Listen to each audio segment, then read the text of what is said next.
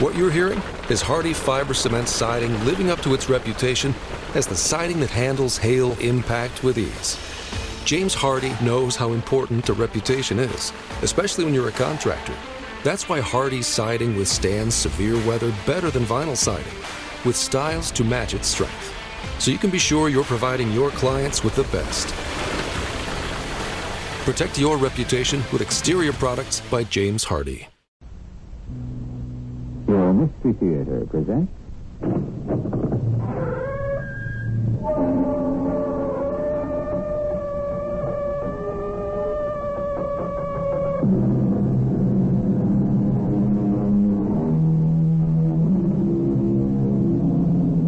Come in. Welcome. I'm E.G. Marshall. The sun, we are told, shines on the good and the evil alike. And the rain falls on the unjust as well as the just. Rain and sun, water and light. Without them, nothing can grow in the garden of life. And so it all comes down to this. Since we may nurture the flowers of good or the blossoms of evil, which shall we choose to cultivate? I must say, you take this rather calmly. Shouldn't I? Well, you've just been informed that you've been reduced to poverty. That's merely a temporary condition.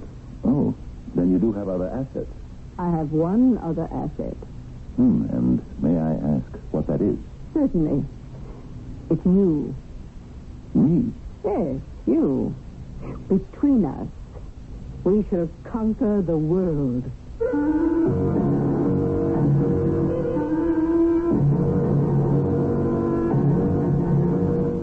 Our mystery drama, Virtue is Its Own Reward, was written especially for the Mystery Theater by Sam Dan and stars Fred Gwynne.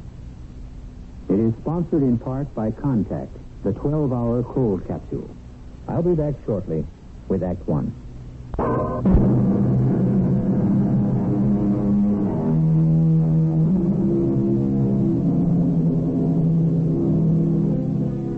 The text for today's little sermon is provided by Mr. Robert Burton, who was a contemporary of Mr. William Shakespeare, and no mean phrase maker himself.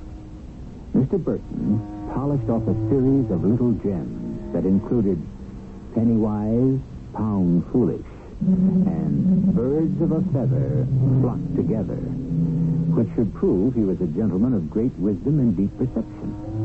Mr. Burton also said, every man has a good and a bad angel attending him all his life long. If that proposition was good enough for Mr. Robert Burton, it should certainly be good enough for us. Is that a fact? I'm not out to take anything away from Brother Burton, whoever he was, but as far as I'm concerned, my man is an old-time Roman you never heard of, a fellow named Julius Italicus. And he said, virtue is its own reward. Yes, sir, that's what he said. And I happen to be stuck with it. Now, I suppose you will want to know who I am. Well, we'll get to that shortly. The fact is, you really can't appreciate me until you meet my client, Mr. Julius Kaye Barley. And where is he now? In his office and up to his old tricks again. Yes? Who? Yes, Miss Minder. Miss Minder, after he's in here a couple of 3 minutes, ring my phone, will you? What for? What do you care what for? Just ring the phone. I don't pay you to ask questions, just to follow instructions. Now, send him in. Women. Mr. Lamb. Oh, see here, Mr. Julius Kaye Barley. Won't you have a chair? To what do I owe the honor of this visit? I have a bill here. Yes, that does look like a bill. It's for water. Do you question the accuracy of the bill, Mr. Lamb? Oh, I question the legitimacy. Why do I have to pay for water? Well, that should be obvious. You're using it. You can't send me a bill for using my own water. You are 100% correct. While I cannot send you a bill for using your own water, I am entitled to charge you for using mine. Yours? You happen to be drawing water from the Armagansett stream. Well, that's on my property, the property you sold me. True. But I didn't sell you the water rights. Well, this is the craziest thing I ever heard. If you consult the deed, and I happen to have a copy here before me, you will note where it says. Well, that print's so small I can hardly read it. It is, nevertheless, legible. It states clearly, seller holds in perpetuum all rights to the heretofore described Armagansett stream. Well, you mean it actually says Would you care to use this magnifying lens? There you are. See? Paragraph 3. For which purchaser shall pay $50 per month for use of water. Said fee to increase 8% each year. Well, this is an outrage. I didn't know that clause was in there. Surely your lawyer was aware of it. My good Mr. Lamb, we have an agreement, you and I. You're a crook. And never, under any circumstances or conditions, will I do business with you again. Excuse me. Yes, who? Oh, put him on. Do you mind, Mr. Lamb? It's an important long-distance call. Yes, Mr. Roulette. Yes, indeed. Yes, I'm proceeding as quickly as possible. There's one tiny obstacle, but we can clear that in short order. Yes. Oh, yes, I'll have good news for you very soon, Mr. Roulette. Goodbye. No, sir. Where were we? I was telling you that you were a thief, an unprincipled scoundrel, and that I shall never, under any circumstances, ever do business with you in the future. I'm sorry you feel that way. Would you mind putting that in writing? Putting what in writing? The fact that you do not intend to exercise your option. What option? Well, if you look at paragraph 4, you will see it says that you have an option to purchase the adjoining plot to the Armagansett property for the same low price that you paid for the first parcel.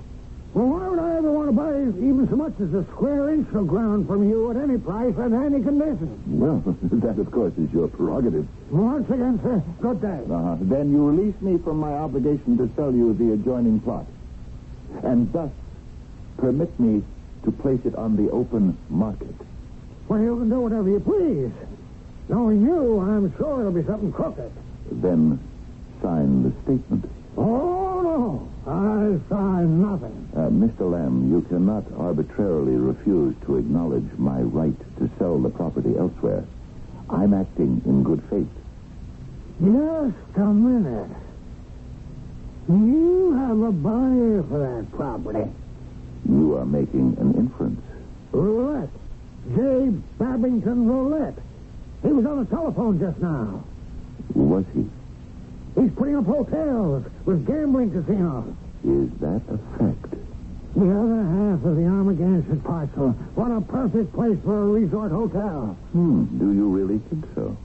Just this once you may have outsmarted yourself. In what way? With that option clause.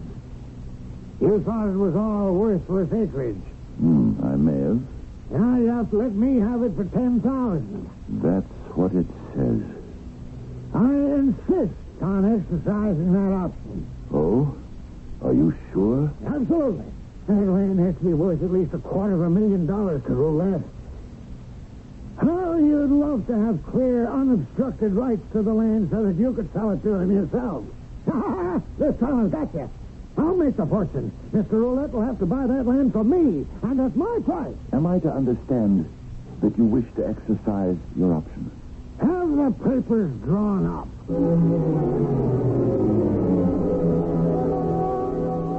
That's my client, Julius Kaye Barley. And who am I?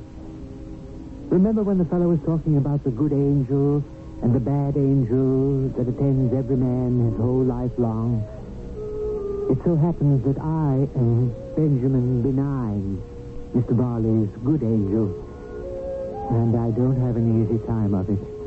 I'm usually on the carpet for the way I handle Mr. Barley. My supervisor, Mr. Nimbus, lives and breathes the rule book. Mr. Benign, I have a report here concerning Mr. Barley's latest escapade. Well, Mr. Nimbus, it isn't exactly an evil deed. No one forced Mr. Lamb to buy that second parcel of land. Mr. Barley implied there was an eager buyer for the property. Mr. Barley never said so directly. Mr. Lamb chose to make the inference. The fact is, you cannot cheat an honest man. But the fact is, Mr. Barley cheated Mr. Lamb on the first transaction. All the conditions were spelled out in the agreement. In small print. But it wasn't illegal. It was done with the intention to cheat. What have you been doing to keep Mr. Barley honest, upright, virtuous? I've been trying very hard. He goes from bad to worse. I suppose I'll just have to try harder. I wonder if you're qualified to handle this assignment. I never lost a client yet. That's true. Yes, it's a fact.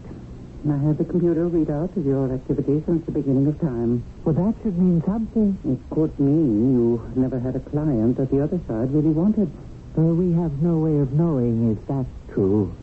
We do now. You see, Mr. Benign, we have received a report from our intelligence.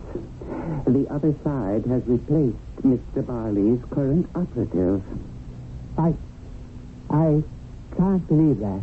It means they think he has the potential to go all the way. Oh, not Julius Kaye Barley. I don't think there's any real harm in him. They've called in their ace, Nick Hellborn.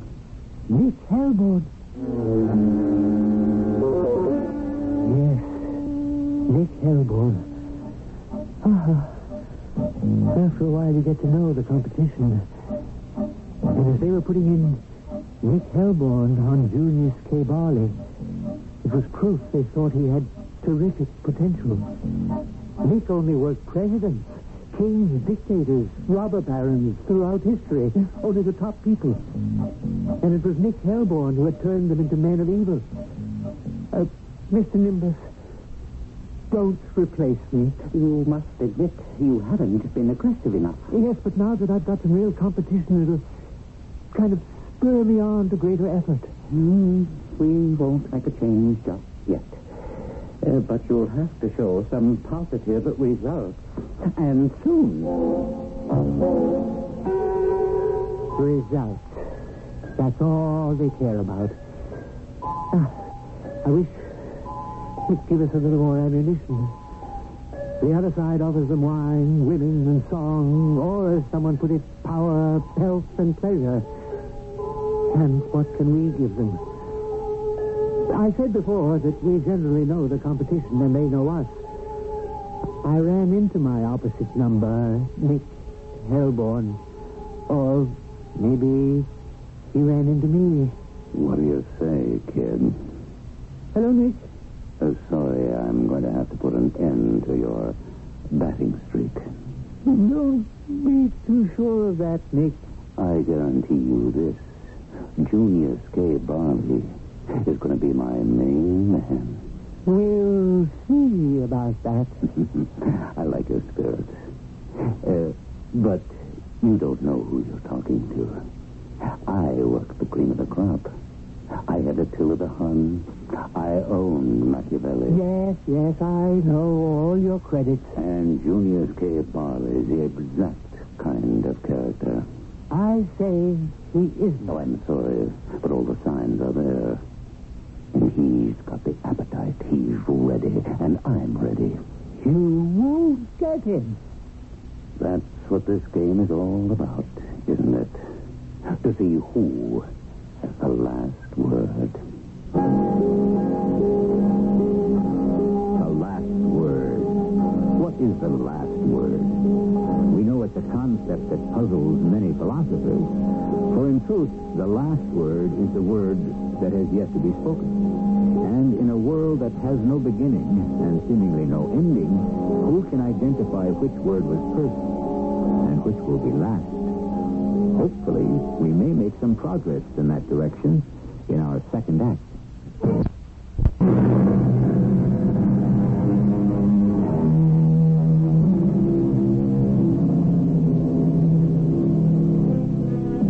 So it gets down to this. The basic struggle in the world is between good and evil. And no matter how we may state the problem or the challenge, at the bottom it's always a case of doing right or doing wrong. And all of our arguments and justifications for pursuing a questionable course of action are like French cooking, which is the art of enhancing an inferior cut of meat with an intriguing sauce.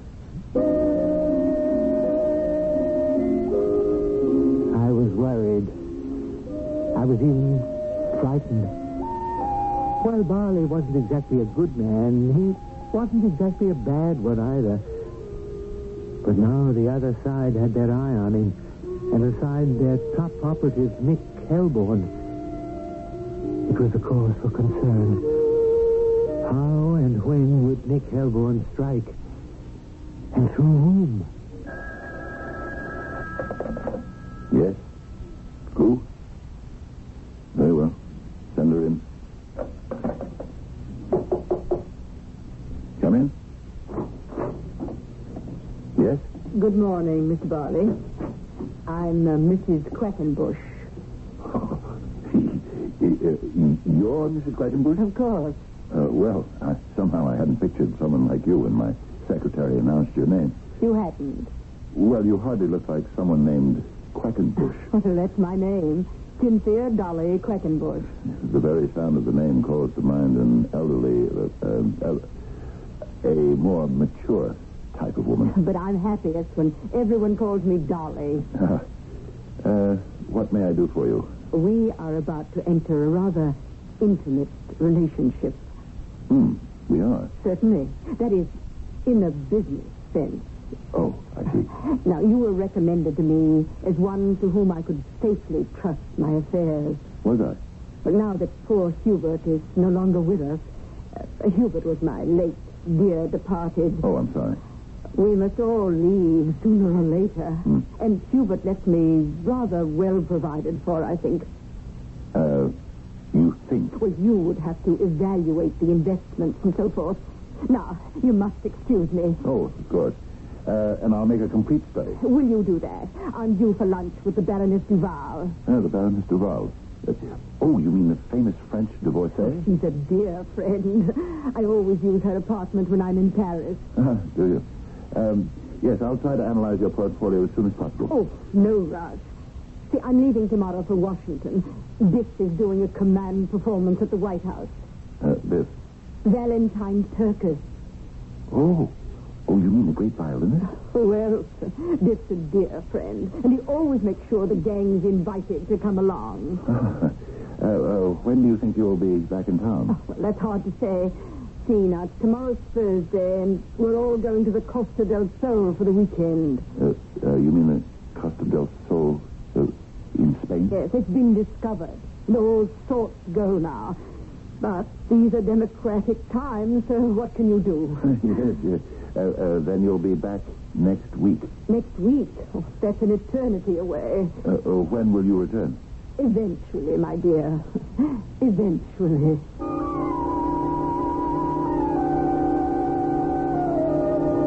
That was Nick Hellborn's opening gun. And what a gun, eh? Dolly sparkled with delight and glowed with promise. And every word she said touched the nerve. She was raising the curtain on a new, fantastic world for Julius Kaye Barley. And what did I have to fight her with? Whom did I have to fight her with? Supper's almost ready, Junius. Yeah. Oh, I'm sorry I didn't get home till late. Oh, it's all right. Oh, I had such an exciting day at the school. Did you? I finally think I've been able to reach the Everett boy. Mm-hmm. Little Artie Everett, I do believe he'll be able to read any day now. Mm-hmm. Did you have an interesting day? Routine. Oh, poor Junius. Dolly, what kind of life is it? You just handle pieces of paper. You forget many of those pieces of paper are money. And the object is to make each of them create more pieces of paper. Mm-hmm. If you can do it. You can do it. You can do it very well. Actually, what? Actually, there are those people who say you can do it too well. Now, look here, Ruth. Everything I've ever done is legitimate and above board. Oh, I'm sure of that. Business is a battle of wits. The idea is to get all you can from the other fellow, because he's out to get all he can from you. And if the fellow isn't as smart or as clever as you are... Or as ruthless? Yes, ruthless. That's part of it. But where can it lead? To success. Oh, is it any fun? Fun. It's all just dead pieces of paper. There's no warmth, no human touch. Oh, darling, I'll tell you what let's do tonight. Ruthie, I'm really tired. Why don't we go to the community house? What for? I could teach the girls swimming, and you could coach some boys basketball. Why don't we do that some other time? Everybody has to try to help out in this world. Yeah, sure. Later. Did you bring home the evening paper?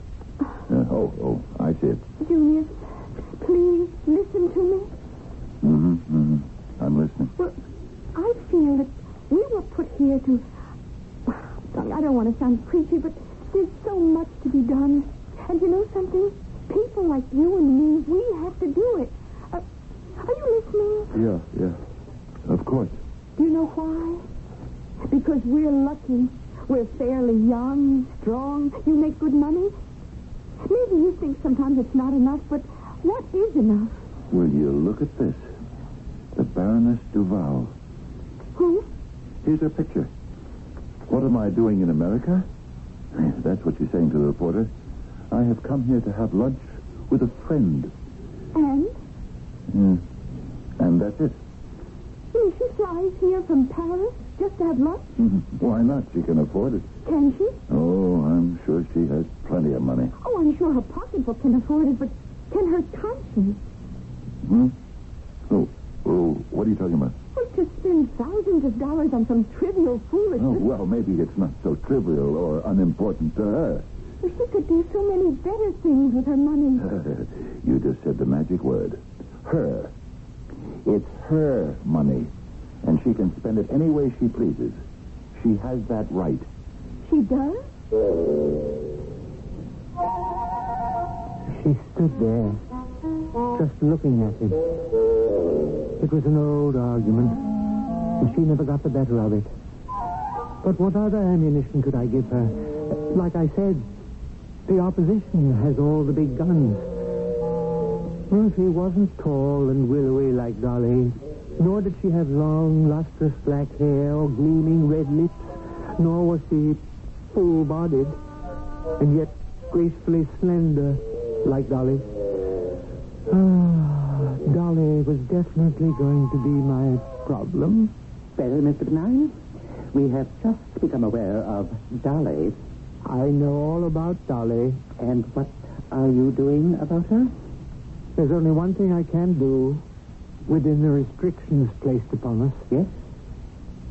I can only strengthen Mrs. Ruth Barley. Strengthen? I can only make her as attractive as possible. No paint and powder in this or any other world could hope to make Ruthie Barley as attractive as Dolly. We can only hope for the best. I think I'd better call in your replacement. Why? Perhaps he could try some other tactic. Such as? Well, Mr. Nimbus, you know as well as I do that there simply isn't any other tactic. All we're allowed is the one tactic, the single method. And if it doesn't work, we're finished. We lose another one. Oh, I prayed we would be able to keep Julius Kaye Barley. Oh, I'll admit I was being selfish. I was thinking of my own record. But it was more for his sake than mine. It wouldn't have been all so bad if I didn't keep running into Nick Hellborn. Kid, I'm disappointed. About what? Oh, I expected more of a tussle, if you know what I mean. It's all too easy. You think so?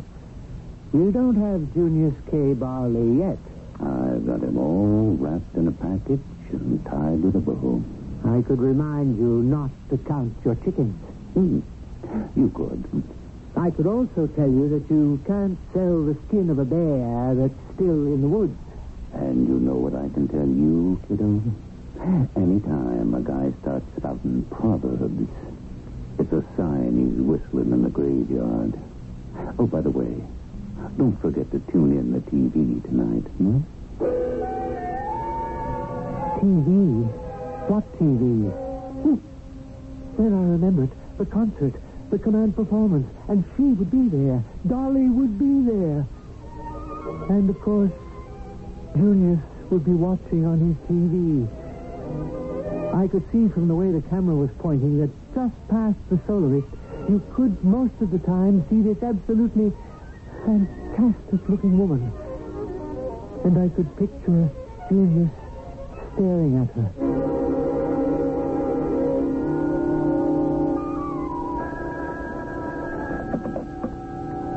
Yes? Oh, yes. Yes. Have her come in. Immediately. Oh, and Miss Minder, I do not want to be disturbed. Darling, darling, give me your answer, do. Oh, my dear Julius. Won't you please sit down, Dolly? Thank you. I saw you Thursday night. Thursday night? Now, what was I doing Thursday night? Seems ages ago. You were on television. That is, I could see you while the recital was on at the White House. Oh, darling, this command performance. Didn't you just adore the way he played? Well, to tell you the truth, I didn't hear him. Why not? Was there a problem with the audio on your set?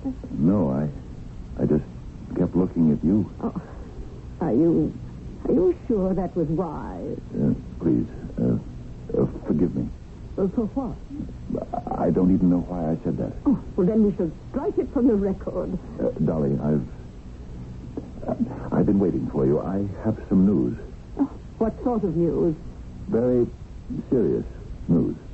I've been trying to think of a way to tell you. Well, just tell me, that's all. No, I can't do that. Why not? Because this isn't the kind of thing you can just say in so many words. But if it needs to be said... Oh, yes, it needs to be said. There's no way at all to avoid saying it. Then I'm waiting.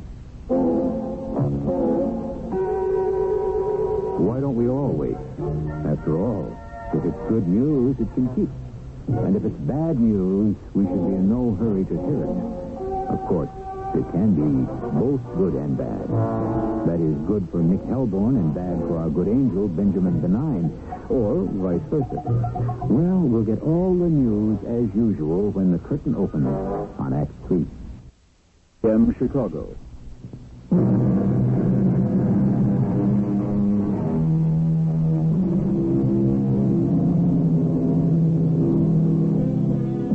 Beauty, it is said, is its own reason for being, which means that beauty is entitled to special consideration. Beauty is always being preserved and protected. A beautiful lady in distress is always sure to draw a crowd, which proves beyond all doubt that if you have a choice of being beautiful or homely, you shouldn't hesitate for one moment. Right now, watch a beautiful lady go to work. Dolly, I have examined all of the papers that you left with me. Oh. The documents that comprise your late husband's estate. Yes. The stocks, the bonds, the various securities, and so forth. And? Well, this is what I find so difficult to say. But sooner or later you will have to say it. Yes. Then say it now. Very well. Your husband left you no estate. I beg your pardon. I said your husband left you no estate. Oh, but that's impossible. I gave you that portfolio. I am aware of it. Then how can you say he left me no All the stocks, all the bonds, all the securities are worthless. I don't believe that. I'm truly sorry. Oh, it can't be. You own hundreds of thousands of dollars worth of bonds from the Triple Square Corporation. It's a moribund company. But I don't understand. Nothing there could be worth anything. A silver mine abandoned years ago. Played out. One company after another dead or ready to die. Your husband left you all this. Well, he speculated. There would be wild swings one day. He'd be up, and one day he'd be down. Unfortunately, I suppose he died on a down day. Well, I must say that you're taking this rather calmly. Shouldn't I? We've just been informed that you've been reduced to poverty. Well, I could never be poor. You couldn't? I have too many friends. Well, the terrible truth is that valid friendships are only possible among equals, and, Dolly, you're no longer equal to your friends, financially. Oh, that's merely a temporary condition. Then you have other assets. Oh, yes, of course. Well, I'm relieved to hear that. I have one other asset at this time. And what is that? You should say, who?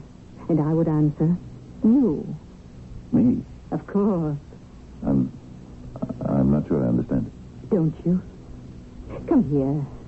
I'm sure I can explain it. Dolly, Come with me, Junius. Where? Anywhere. Everywhere. Do you want to spend the rest of your life in this suffocating little law office? Pulling little deals here and there? Well, but how You can have a nice little home and a nice little wife and a nice little life. Is that what you want? You're bored. That's why you fleece little suckers like Mr. Lamb. How do you know that I... Come out into the world, Junius, and meet some big suckers. What are you saying? You belong out there with me. I have the contacts. Whom do you want to meet? All the doors are open to me. Let me take you inside. Inside where? You belong up there with me. With you? We belong together. But I'm married now. Oh, it's just as easy to get yourself unmarried.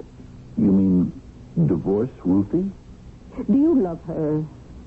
Well, I hadn't thought about it lately. That's what I mean. You should be thinking about her day and night. I could make you think about me day and night. Well, but I... Oh, I understand. You did love her at first. After all, that's why you married her. But do you still find her as interesting, as stimulating, as exciting? Look at me and answer that. Do you want to spend the rest of your life with plain little Ruthie? He was slipping through my fingers. I was getting panicky. I had never lost a client before, but this one was going. Just about gone. They wanted Julius Kaye Barley. They wanted him so badly they were pulling out all the stops. I'd never felt so much pressure in all my career. And, of course, Nick kept rubbing it in constantly. Well, here we are, kiddo, in the bottom of the ninth. You got 2 strikes on you, 2 out, and you're down by a dozen runs. What do you do now? This thing is far from over. I'll save him somehow. Say, do you want me to put in a good word for you? What are you talking about? Well, you've got good style. Anytime you want to jump the club you're with now and come over to mine, we can find a good spot for you. No, thank you, Mr. Hellborn. Oh, you should be with a real outfit, where you get something to work with, especially dames like, I got Dolly. Who you got? Ruthie? I'm happy with Ruthie. But which one of them's got the looks? And which is just the plain Jane? Beauty is in the eye of the beholder. Oh, there you go with the proverbs again. A sure sign you're about to press the panic button. But far worse than Nick Hellborn was my own supervisor, Mr. Nimbus. He had not only pressed the panic button, he was sitting on it. What do you propose to do now, Benjamin? I'm doing everything I possibly can. We can only hope for the best. This is one we cannot afford to lose. We can't afford to lose any of them. But Julius is special. Yes, I understand. Oh, do you? Do you really? A man with Barley's brains happens along once every millennium. In the in the hands of Nick Hellborn, he could become a monster.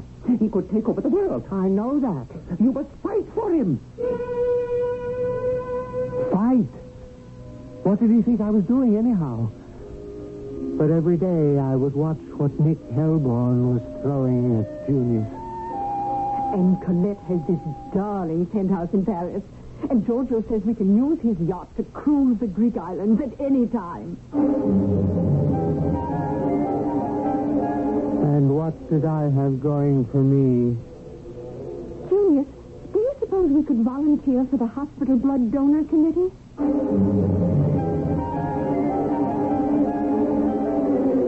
There's no question that Nick had Dolly casting her spell. She was ready to make her kill. The money's no problem, darling. First, we can sell all my poor late husband's securities, especially the mines. But they're worthless. Of course. Well, then that's not exactly honest, is it? No, not exactly. I've never done anything before, Dolly, that was out and out dishonest. So why not? You flirt with the idea constantly, don't you? Well, You come close. Oh, so very close. And then you back away. Why? Why?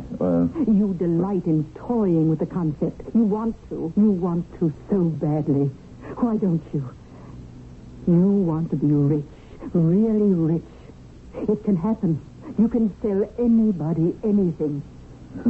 Worthless mine? You've already sold worthless land. I made no claims for it. Oh, I may have allowed people's imaginations to run unchecked, but I never lied. Let the record show that. Why are you so concerned with the record? What record? How do you know there actually is a record, or that somebody is watching, or even cares? You want me. You know you want me. And you want wealth and power, and you can have it all. Dolly, It's all yours. Take it. Take it. He was all softened up for a kill. Sooner or later, he would have to talk to Ruthie and tell her.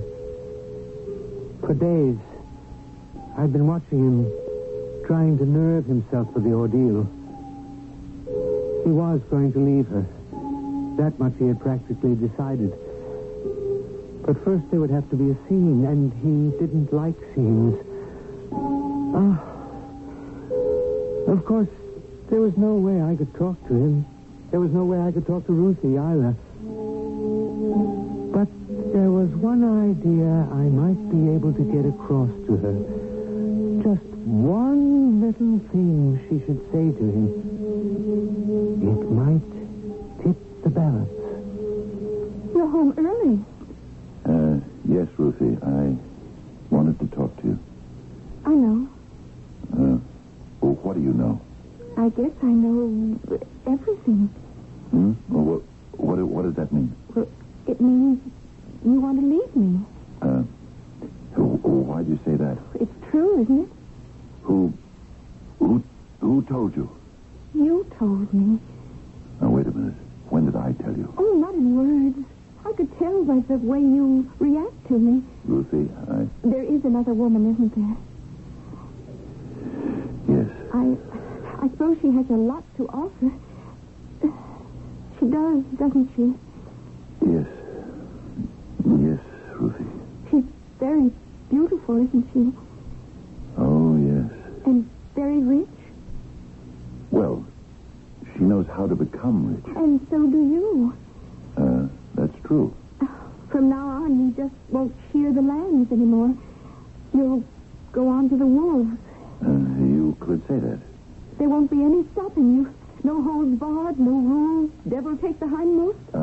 I'm sorry, but there are things I want, Ruthie. There are things I have to have. And you will, Julius. You'll have them all. She can give you everything. Except one thing. I'm the only one who can give you that. What? What do you mean? I mean, a night's sleep. What are you talking about? I could always sleep at night. Of course. What did you have on your mind or on your conscience? Oh, you may have pulled a sharp little deal here and there, but who did you ever hurt? Who did you ever destroy? Oh, I've seen your new lady. She's beautiful. Unbelievably beautiful. You're being very generous. other men will want her, too. Men as handsome as you. Handsomer. You'll be getting older. That'll keep you awake. At least with a plain wife, you don't have those worries. No, Ruthie, I wouldn't say you were plain. I said you were going after the wolves. But you'll be a wolf, too. They'll also be out to get you. You'll need friends, associates. But will you be able to trust them? That'll help keep you awake.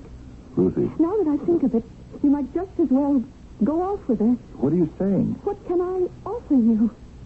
Only one small thing.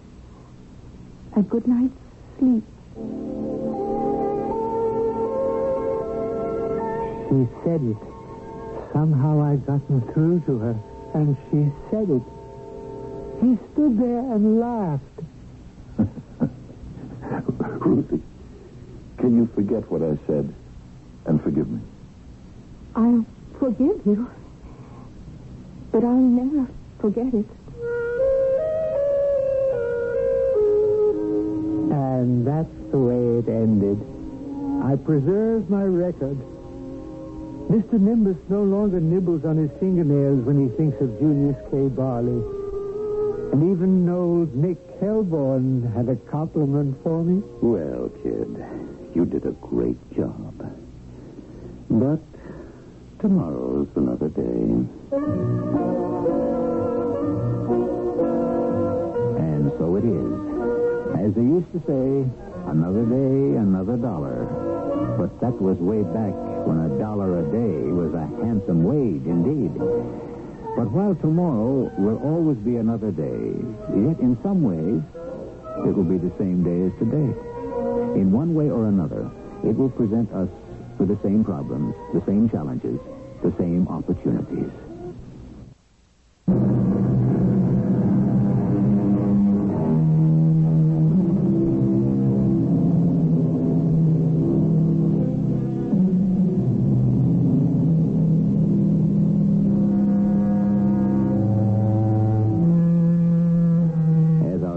Said, virtue is its own reward. And if you examine it closely, what other reward could there possibly be? For if virtue could be bought or sold, why then it simply wouldn't be virtue. And the very next time some still small voice within you urges you to follow a virtuous course, remember it's the voice of Mr. Benjamin Benign or one of his colleagues. They need all the help they can get. And so do you. Our cast included Fred Gwynn, Bob Dryden, Ray Owens, and Bryna Rayburn. The entire production was under the direction of Hyman Brown. This is E.G. Marshall inviting you to return to our Mystery Theater for another adventure in the macabre. Until next time, pleasant dreams.